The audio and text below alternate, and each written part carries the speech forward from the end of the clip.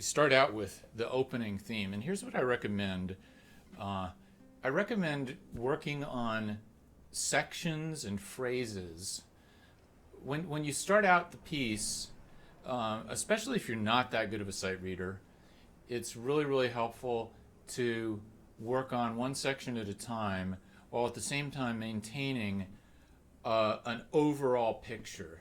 So I recommend reading through the whole piece at least once when you start practicing it and getting a lay of the land, and then immediately spending most of your time really working on smaller sections and building them up so that you can connect them into larger and larger sections, and eventually you have the whole piece working as one seamless entity. So here we go. We're just going to work on this famous first theme, and here's how it sounds.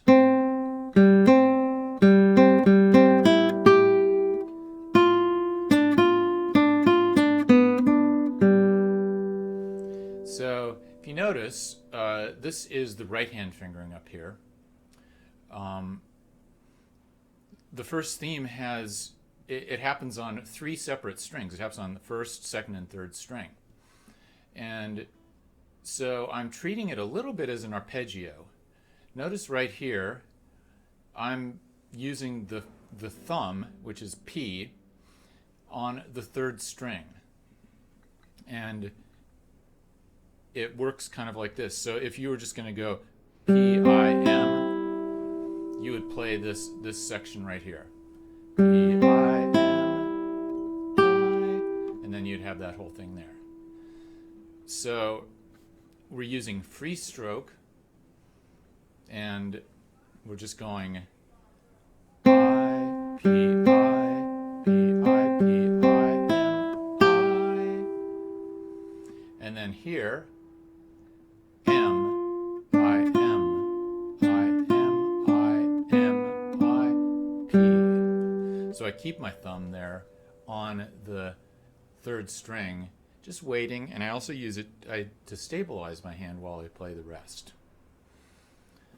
I also alternate wherever possible, or wherever, I alternate the I and M fingers.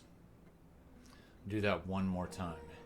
I got a C, G, C, G, C, G, C, E, G, F, D, F, D, F, D, B, D, G.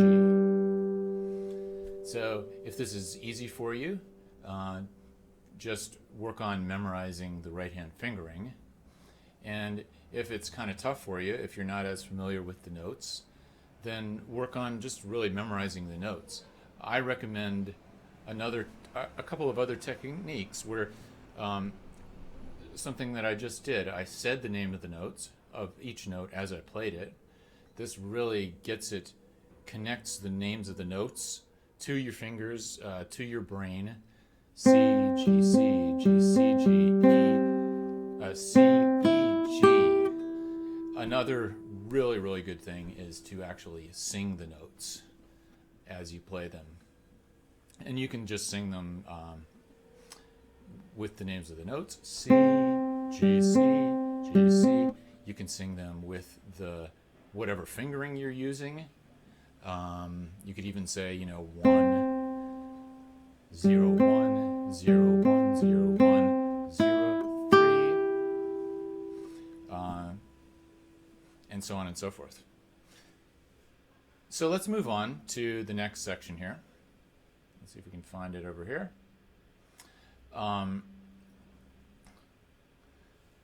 Here's where it starts moving along. It's a completely new melodic idea. I'm going to make this smaller so that we can see the whole thing here. Basically it goes, we'll work on this phrase. Let's even make it a phrase. I'm going to make this a phrase. I'll show you what I mean by a phrase. So notice that it starts here and it ends there. The next one starts here and it ends right here. There.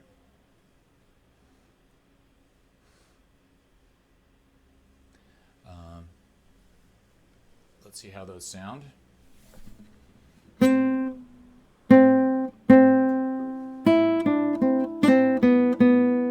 one phrase.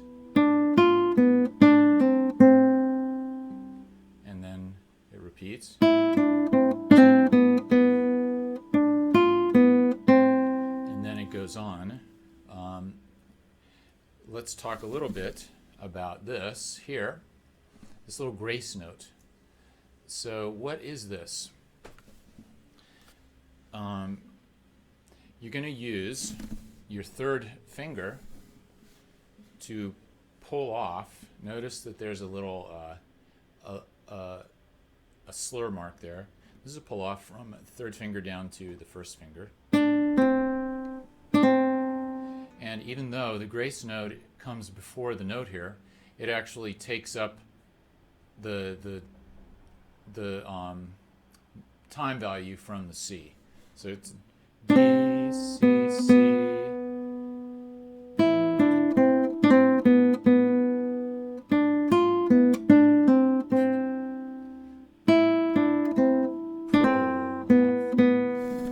It's kind of a quick little pull-off.